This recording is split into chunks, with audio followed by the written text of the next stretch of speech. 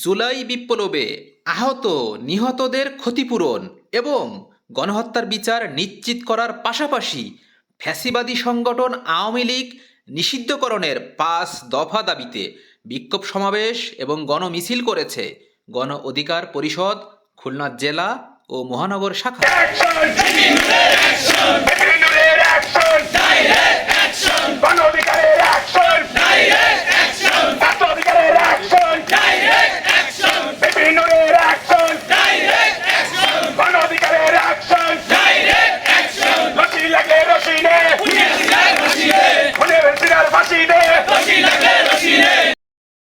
বিগত ১৬ বছর বাংলাদেশকে দুর্নীতি এবং লুটপাটের স্বর্গরাজ্য বানিয়েছিল গণহত্যার দল আওয়ামী লীগ। ৫ই আগস্ট জেনোসাইডার হাসিনা পালিয়ে গেলেও তার কিছু ছানাপোনা রেখে গেছেন বাংলার মাটিতে, যারা বিভিন্ন সময়ে রাষ্ট্র অস্থিতিশীল করার জন্য উকিঝুঁকি মারছেন। তারা এক এক সময় এক এক দলের ব্যানারে আশ্রয় নিচ্ছে বলে অভিযোগ করেন গণ অধিকার পরিষদের অনেক নেতাকর্মী। খুলনা শহীদ হাদিস পার্ক সংলগ্ন গণ অধিকার পরিষদের কার্যালয়ের সামনে থেকে গণমিছিল বের হয়। মিছিলটি ডাকবাংলা মোড় এবং খুলনা নগরীর প্রধান প্রধান সড়ক প্রদক্ষিণ করেন। পরবর্তীতে গণ অধিকার পরিষদের কার্যালয়ের সামনে এসে নেতারা বক্তব্যে ওনাদের ৫ দফা তুলে ধরেন। খুলনা মহানগর যুব অধিকার পরিষদের সাবেক সদস্য সচিব জাহিদুল ইসলাম শেখ হাসিনাকে শতবার ফাঁসির দাবি করেন। খুনি হাসিনাকে আপনারা কেমন ফাঁসিতে দেখতে চান? একবার ফাঁসি দিলে কি আপনারা খুশি হবেন? তাদেরকে তো একজন হাসিনাকে তো আমি দেখি ১০০০ বার ফাঁসি দিলেও আমার মনে শান্তি লাগবে না, তাকে তো ১০০০ বার লাগবে ফাঁসি দিতে। রশি রশি রশি নে খুনি হাসিনার ফাঁসি দে, রশি রশি রশি নে খুনি হাসিনার ফাঁসি দে, খুনি হাসিনার ফাঁসি দে, রশি লাগে রশি নে। খুলনা গণ অধিকার পরিষদের অন্যতম নেতা লিটন গণহত্যার সংগঠন আওয়ামী লীগের নিবন্ধন বাতিল চেয়ে বক্তব্য প্রদান করেন। বিলম্বে এই ফ্যাসিস্ট শেখ হাসিনাকে আপনারা অবৈধ এবং অবাঞ্ছিত ঘোষণা করবেন এবং তাদের নিবন্ধন বাতিল করবেন। পেশাজীবী অধিকার পরিষদের নেতা সিনিয়র সাংবাদিক রোকনুজ্জামান স্মৃতি বিজড়িত করে বলেন, জুলাই বিপ্লবে এপিসি থেকে কিভাবে বিগত ফ্যাসিস্ট হাসিনার তাবেদারি পুলিশ গুলি করেছে সেইটা আমরা দেখেছি। ছাত্রগুলো যারা তাদের অধিকারের বিষয়ে কোটা সংস্কার আন্দোলন থেকে শুরু করে এই রাষ্ট্রের মানুষের অধিকারের জন্য কথা বলেছিল, আর বিনিময়ে তারা পেয়েছিল কি? গুলি।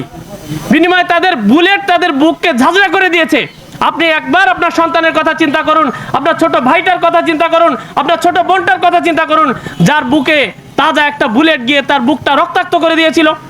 বক্তব্যে খুলনা জেলা জিওপি সভাপতি জিএম আজিজুল ইসলাম জুলাই বিপ্লবে আহত এবং নিহতদের ক্ষতিপূরণ দাবি করেন সরকারের কাছে।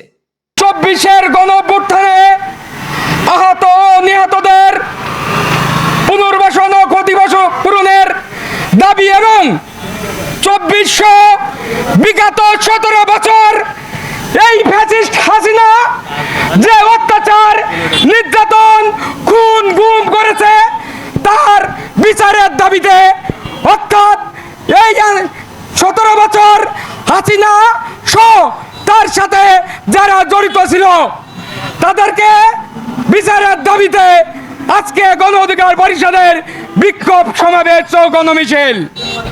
২০২৪ সালে ফ্যাসিবাদ, মাফিয়া, স্বৈরাচারী খুনি শেখ হাসিনার নির্দেশে বাংলাদেশে একটা কালো অধ্যায় রচিত হয়েছে। আপনারা দেখেছেন কিভাবে মায়ের বুক খালি করেছে এই মাফিয়া সরকার। সর্বশেষ বক্তব্যে ৫ দফা নিয়ে কথা বলেন খুলনা মহানগর জিওপি সভাপতি বিল্লাল হোসাইন। প্রোগ্রামে উপস্থিত হয়েছেন এবং প্রোগ্রামকে সাফল্যমণ্ডিত করেছেন তাদের সহ পাশাপাশি মিডিয়ার ভাই ব্রাদার এবং প্রশাসনের ভাইদেরকে খুলনা মহানগর গণ অধিকার পরিষদের পক্ষ থেকে জানাচ্ছি সংগ্রামী সালাম, আসসালামু আলাইকুম। প্রিয় খুলনাবাসী, আপনারা অবগত আছেন বিগত 16টি বছর এই বাংলাদেশকে কিভাবে শাসন করেছে বিগত ফ্যাসিবাদ সরকার এবং ফ্যাসিবাদের দোসররা। এই সকল শাসন ব্যবস্থার প্রধান মাস্টারমাইন্ড ছিল খুনি শেখ হাসিনা, যার নির্দেশে বাংলাদেশের হাজারো মানুষকে গুম করা হয়েছে, হাজারো মানুষকে খুন করা হয়েছে।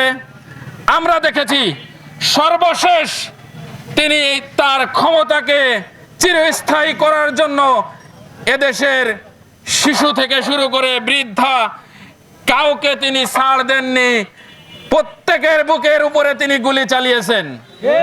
এবং তার সেই দোসর স্বরাষ্ট্রমন্ত্রীর ভিডিও বার্তায় আমরা দেখেছি যে তার পেশাদার যে প্রশাসন ছিল তারা স্বরাষ্ট্রমন্ত্রীকে বলছে যে একটিকে গুলি করলে একটি মরছে, কিন্তু তার বাকিগুলোর সামনে এগিয়ে আসছে, আমরা তাদেরকে দমাতে পারছি না।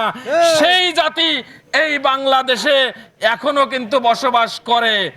অতএব একটা কথা আছে, আল্লাহ ছাড় দেন কিন্তু ছেড়ে দেন না। তার বাস্তবতা এদেশে আমরা 5ই আগস্ট দেখতে পেয়েছি। কি নির্মম ইতিহাস 5ই আগস্ট রচিত হয়েছে।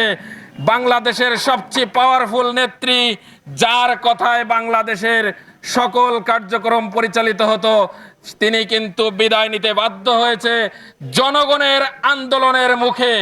অতএব কথা বলছি এজন্য, নতুন করে কেউ যদি স্বৈরাচার হওয়ার চিন্তা করেন তাদেরকে আমি 5 তারিখ স্মরণ করিয়ে দিতে চাই। এবং বর্তমান হাসিনা ভারতে কি অবস্থায় আছে সেটাও কিন্তু আপনারা দেখছেন।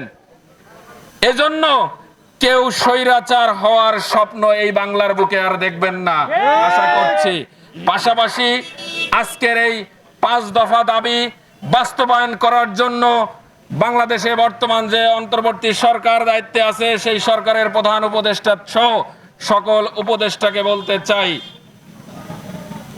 জুলাই গণহত্যায় জড়িত বিদেশে পলাতক মাস্টারমাইন্ড শেখ হাসিনা সহ তার সকল দোষরদেরকে বিচারের আওতায় আনতে হবে এবং তাদের ফাঁসি নিশ্চিত করতে হবে।